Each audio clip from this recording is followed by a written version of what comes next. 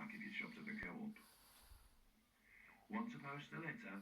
Well, today, first class stamp would set you back £1.70.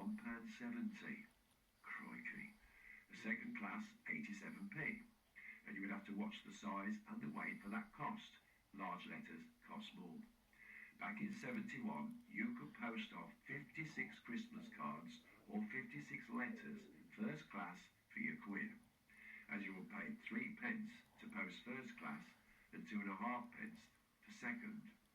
The highest value stamp was actually 9p, albeit there was a 50p stamp, was introduced in 1970, but this was valid for payment. So for example, if you sent off for something, instead of a postal order, you could send them a 50p stamp, and that was valid to be redeemed for cash.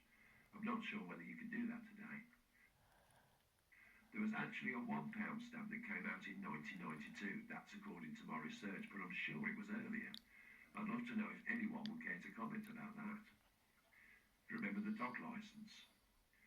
You could get a dog, well actually you could get 2 dog licences and have change for plenty of chum doggy food.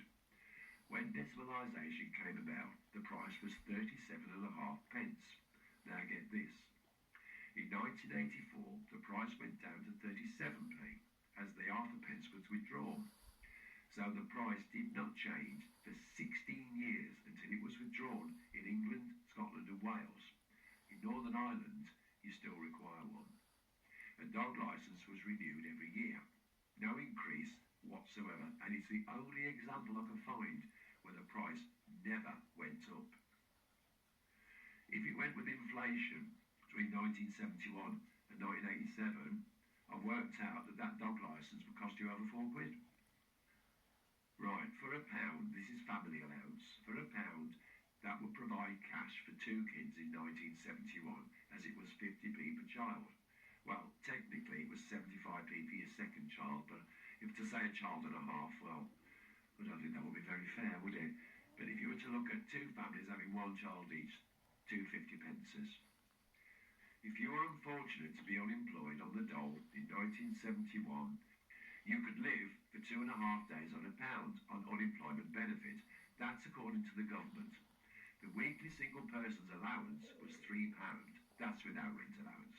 Now, in order to afford all these luxurious items in 1971 and pay those extortionate prices, obviously he needed a good job. Well, men over 18 would have to work for an hour and a half on average to earn £1, as the hourly rate was around 77p. The average working week back then was 40 hours, so that would earn you £30 and